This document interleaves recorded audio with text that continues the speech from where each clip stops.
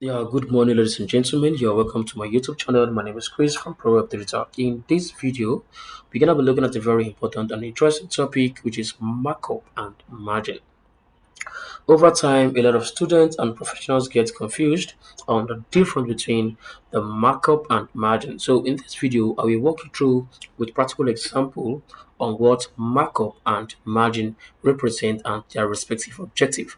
So we're going to start with the first, which is markup. Then we'll proceed in looking at the second, which is margin. So in a simple term, we're going to say that markup is a percentage of profit to the cost price of a product. As simple as that. Markup is the percentage of a profit to the cost price of a product. And the objective of the markup is to determine the selling price. So let's assume that you purchase a product for 500 naira and you say that you want to use 100 naira profit to sell the product.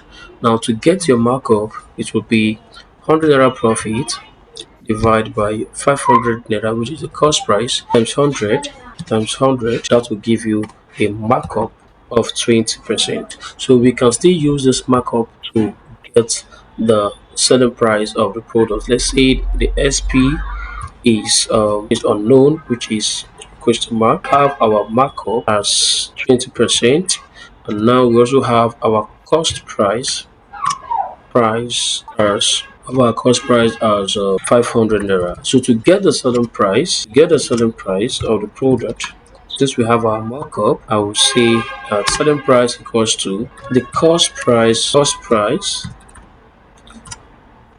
times open bracket constant one divided by 1 plus r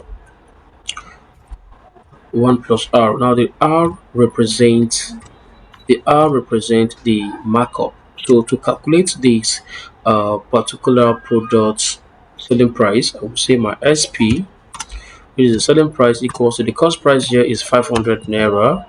Now if you by multiply it, open bracket, we have 1, which is constant, plus your r is 20%. So 20% is represented as 20 divided by 100, right? And I'll close my bracket, equal, enter. We have our selling price equals to the cost price of 500 naira multiplied by open bracket 1 plus 20 divided by 100 will give you 0.20, right? Close the bracket, enter. Selling price equals to um, the cost price of 500 naira, multiply it by 1 plus 0.20, that will give you 1.20. Good.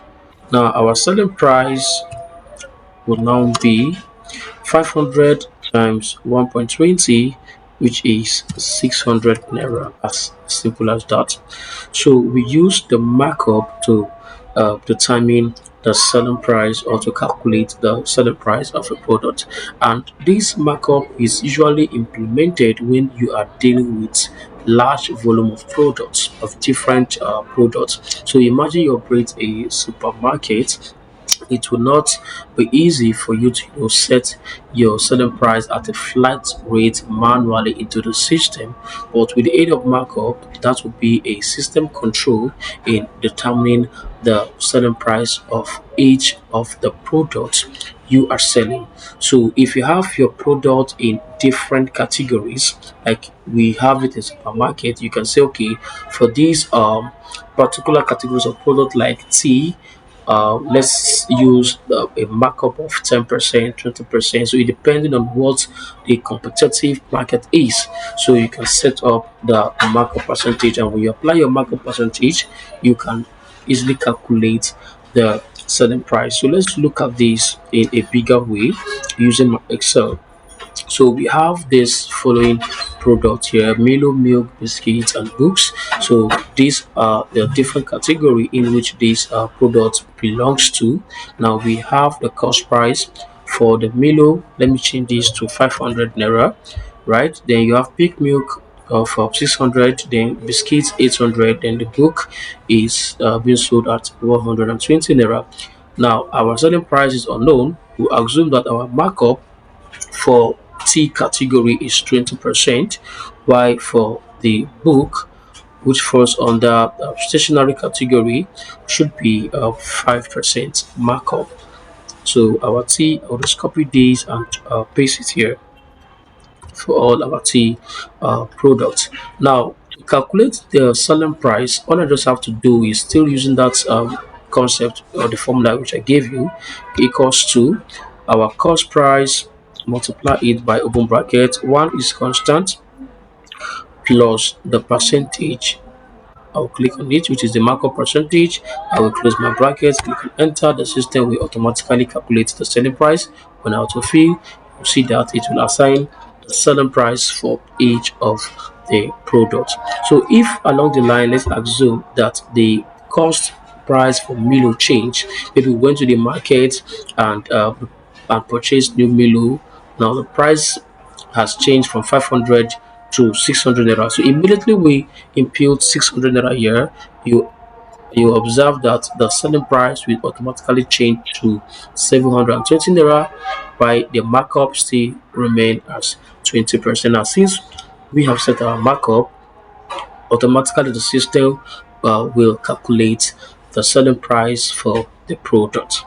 As simple as that. What about uh, markup? Now for margin, the definition is the percentage of profit to the selling price of a product, the percentage of profit to the selling price of a product, and the objective of the margin is to determine the expected profit to be yield from a given product. So if I am selling my product of 500 naira and I have a markup of 20%. Now the question is, what would be my profit element? What would be my profit at the end of the day? Now to calculate the profit margin, I will use my markup data. I will say, okay, the formula is equals to the selling price minus the cost price. As simple as that. Selling price minus cost price. Then I will divide it by the selling price, which is D2.